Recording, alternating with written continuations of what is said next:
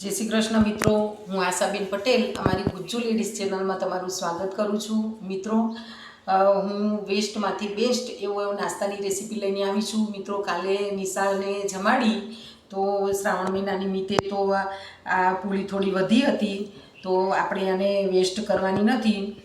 આને જો હું આવી રીતે લાંબા લાંબા કટ કરી લઈશ. આ રીતે આપણે કાતરથી કટ કરી લેવાની છે. જો આ રીતે હું આ રીતે પૂરીને કટ કરી દઈશ.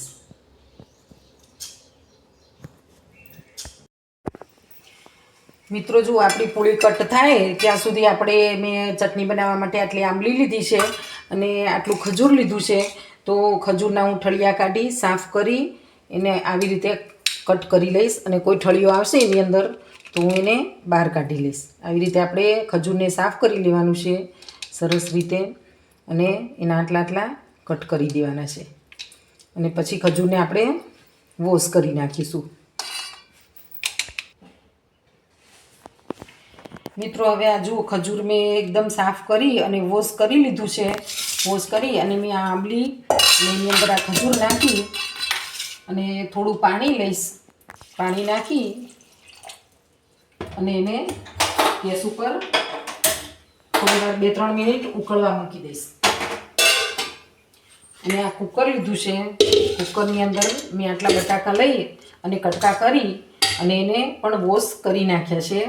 તો એને હું કુકરમાં બાફવા મૂકી દઈશ.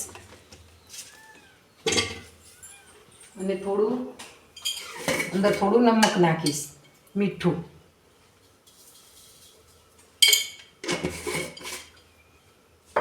અને આપણે અંદર પાણી નાખી થોડું અને ચડવા મૂકી દઈશું આપણે. તમે તમારા કુકરમાં જે 2-3 સીટીમાં બટાકા ચડી જતા હોય એ રીતની સીટી તમારે પાડી લેવાની છે. એક બાજુ મેં ચટણી બનાવવા માટે ખજૂર અને આંબળીને ઉકળવા મૂકી દીધા છે, અને એક બાજુ હું બટાકા મૂકી દઈશ.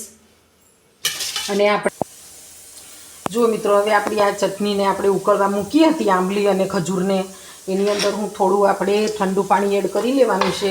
અને પછી હું આ બ્લેન્ડર મશીનથી આ રીતે હું પીસી લઈશ.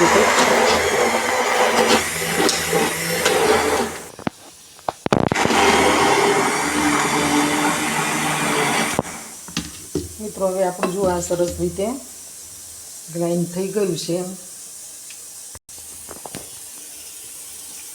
જો મિત્રો, હવે આને આપણે ગેસ ઉપર મૂકી દીધું છે ચટણીને. તો એની અંદર હું ધાણા જીરું પણ નાખીશ, લાલ મરચું પણ નાખીશ,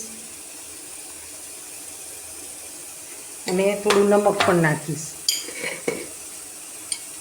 આપણે થોડું મીઠું પણ નાખીશું. આમ તો આંબલી આપણે સ્ટોર કરતા હોઈએ છીએ ત્યારે આંબલીમાં મીઠું નાખીને જ આપણે સ્ટોક રાખતા હોઈએ છીએ. પણ હવે મિત્રો, તમે આની અંદર જો ગોળ પણ નાખી શકો છો, પણ હું આજે ખાંડ નાખવાની છું. તમે ગોળ પણ નાખી શકો છો. આમ તો આંબલીમાં ચટણીમાં ગોળ જ પડતો હોય છે, પણ આજે મેં ખાંડ નાખી છે. અને આપણે હવે આને એકદમ સરસ રીતે ઉકાળી લઈશું.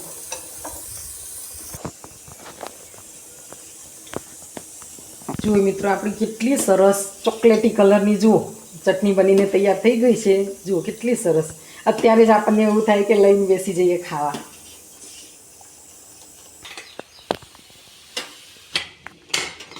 જુઓ મિત્રો, હવે આપણા બટાકા પણ ચડી ગયા છે, તો આપણે એને છોલી લઈશું.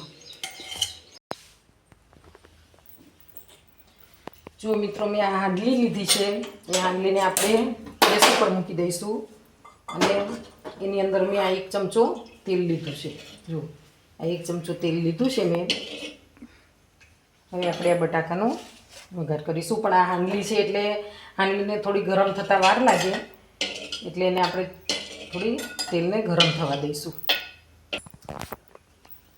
જુઓ મિત્રો, એના માટે મેં આ લાલ મરચાં લીધા છે આખા, ને લીલા મરચાં લીધા છે 2, ને લીલો લીમડો લીધો છે, મીઠો લીમડો જે કડી પત્તા કહીએ છીએ આપણે એ, ધાણા જીરું, મરચું, હળદર, ને આ ધાણા જીરુંનો પાવડર છે, આખું જીરું છે, રાઈ છે, બધું લીધું છે મેં.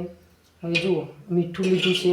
તો હવે આપણું તેલની અંદર આપણે આજે આખા મરચાં લીધા હતા લાલ, એ મરચાંને આપણે નાખી દઈશું.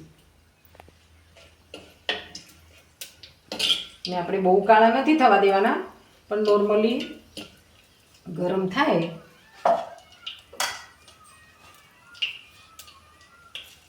રાઈના 2 દાણા નાખી અને જોશું કે આપણું તેલ ગરમ થયું છે કે નહીં.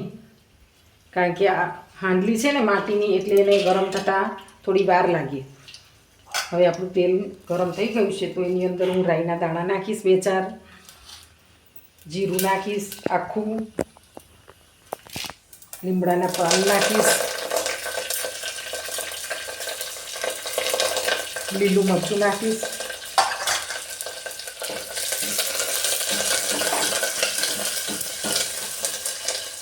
અંદર આપણે થોડી હળદર નાખીશું,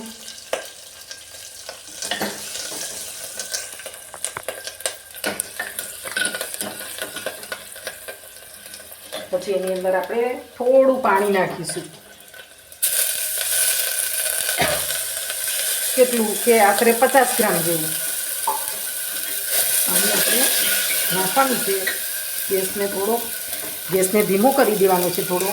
અને પછી આપણે એની અંદર જે આપણે બટાકા છોલી અને તૈયાર રાખ્યા હતા એ આપણે નાખી દઈશું.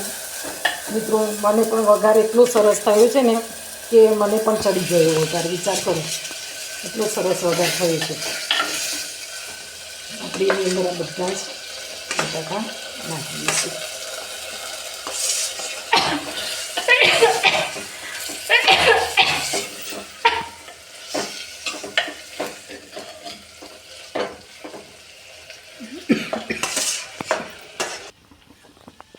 મિત્રો, આપણે મીઠું નાખ્યું હતું, પણ આપણે ઉપરથી થોડું મીઠું નાખીશું. આપણે જો તમે બટાકા બાફવામાં જ સરસ રીતે મીઠું નાખી દીધું હોય તો ઉપરથી નહીં નાખવાનું, પણ મેં થોડું ઓછું નાખ્યું હતું, તો મેં ઉપરથી થોડું મીઠું નાખ્યું છે.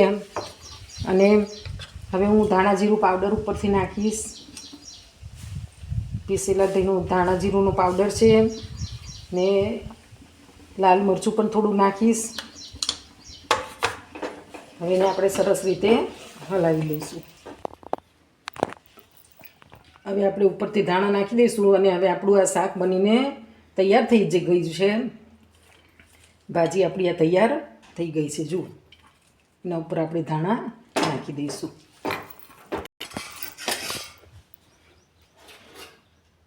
મિત્રો જુઓ, હવે આપણે આ નોનસ્ટિકની કઢાઈ લીધી છે, અને હું હવે ગેસ ઉપર મૂકીશ. એમાં મેં થોડું તેલ લીધું છે, સાધારણ તેલ લીધું છે કે આપણી પૂરી અંદર ચોટે નહીં એટલા માટે, આપણા વાસણમાં ચોટે નહીં એટલા માટે મેં સામાન્ય તેલ લીધું છે.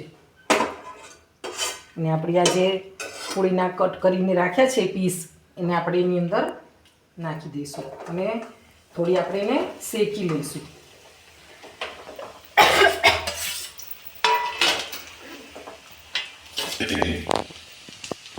જો મિત્રો, અને આપણે આવી રીતે ઉપર નીચે કરી અને આવી રીતે આપણે શેકીને તૈયાર કરી લેવાની છે. જુઓ, આવી રીતે આમ કરતું જવાનું અને શેકી લેવાનું.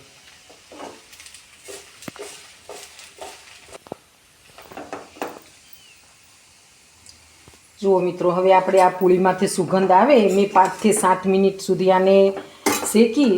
હવે જો આની અંદરથી સરસ એવી સુગંધ આવવા માંડી છે, તો બસ આને આપણે અહીંયા સુધી શેકવાની છે. પૂરીમાંથી એકદમ સરસ સુગંધ આવે ત્યારે આપણે એને ગેસને બંધ કરી દેવાનો છે. જુઓ, આપણી પૂરી એકદમ સરસ શેકાઈ ગઈ છે. જુઓ, અને એકદમ સરસ એવી સુગંધ આવે છે. ત્યાં સુધી આપણે શેકી અને ગેસને કરીશું બંધ. જુઓ મિત્રો, હવે આપણું આ બધું આપણી ડીશ તૈયાર થઈ ગઈ છે. ને જુઓ કેટલી સરસ, આ જુઓ કેટલી આમ કુરમ લાગે છે. જુઓ છે ને, ક્રિસ્પી. જુઓ મિત્રો, હવે એની અંદર આપણે ભાજી નાખીશું. જુઓ, અને એની ઉપર આપણે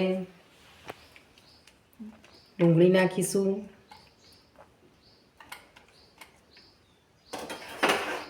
એની ઉપર સેવ નાખીશું.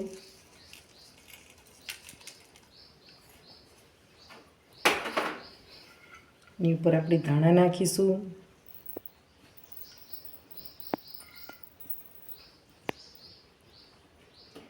એની ઉપર આપણે થોડો ચાટ મસાલો નાખીશું અને એના ઉપર આપણે આપણી આ ખજૂર આંબલીની ચટણી છે એ નાખીશું.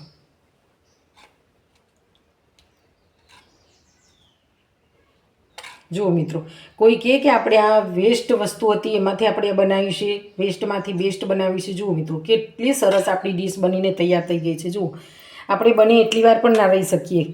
જુઓ મિત્રો, કેટલી સરસ બનીને આપણી પ્લેટ તૈયાર થઈ ગઈ છે. જુઓ જુઓ, હવે આપણે જુઓ આ સરસ મજાની મસાલા છાશ છે અને એની જોડે આપણી આ ડીશ પણ તૈયાર છે. જુઓ મિત્રો, કેટલી સરસ ડીશ તૈયાર થઈ છે. જુઓ, કોઈ કહે કે આપણે વેસ્ટમાંથી બનાવ્યું છે. મિત્રો, આવા નવા નવા વિડીયો જોવા માટે અમારી ચેનલને સબસ્ક્રાઈબ કરો, અમારા વિડીયોને લાઈક કરો અને બને એટલા શેર કરો. જય શ્રી કૃષ્ણ.